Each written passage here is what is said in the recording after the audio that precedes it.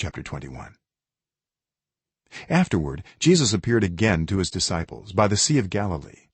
It happened this way: Simon Peter, Thomas also known as Didymus, Nathanael from Cana in Galilee, the sons of Zebedee, and two other disciples were together. "I'm going out to fish," Simon Peter told them. And they said, "We'll go with you." So they went out and got into the boat, but that night they caught nothing. Early in the morning Jesus stood on the shore, but the disciples did not realize that it was Jesus. He called out to them, "Friends, haven't you any fish?" "No," they answered. He said, "Throw your net on the right side of the boat and you will find some." When they did, they were unable to haul the net in because of the large number of fish. Then the disciple whom Jesus loved said to Peter, "It is the Lord." As soon as Simon Peter heard him say, "It is the Lord," he wrapped his outer garment around him, for he had taken it off, and jumped into the water. The other disciples followed in the boat, towing the net full of fish, for they were not far from shore, about 100 yards. When they landed, they saw a fire of burning coals there, with fish on it and some bread. Jesus said to them, "Bring some of the fish you have just caught." So Simon Peter climbed back into the boat and dragged the net ashore. It was full of large fish, 153, but even with so many the net was not torn. Jesus said to them, "Come and have breakfast." None of the disciples dared ask him, "Who are you?" They knew it was the Lord.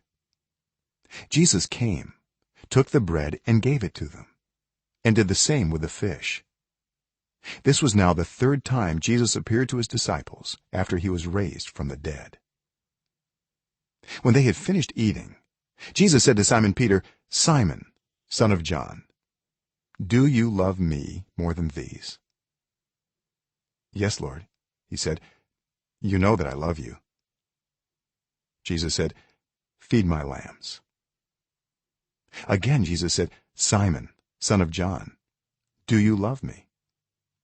He answered, "Yes, Lord, you know that I love you." Jesus said, "Take care of my sheep." The third time he said to him, "Simon, son of John, do you love me?" Peter was hurt because Jesus asked him the third time, "Do you love me?" He said, "Lord, you know all things. You know that I love you." Jesus said, "Feed my sheep. Very truly I tell you, when you were younger you dressed yourself and went where you wanted, but when you are old you will stretch out your hands and someone else will dress you and lead you where you do not want to go." Jesus said this to indicate the kind of death by which Peter would glorify God. Then he said to him, "Follow me."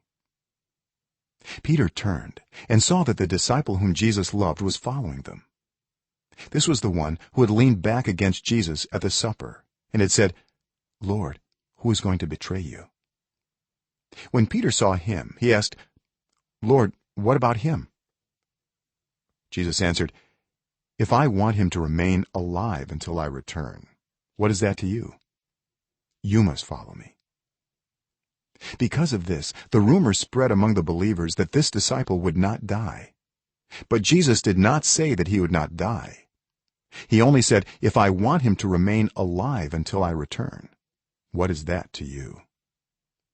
This is the disciple who testifies to these things and who wrote them down. We know that his testimony is true. Jesus did many other things as well. If every one of them were written down, I suppose that even the whole world would not have room for the books that would be written.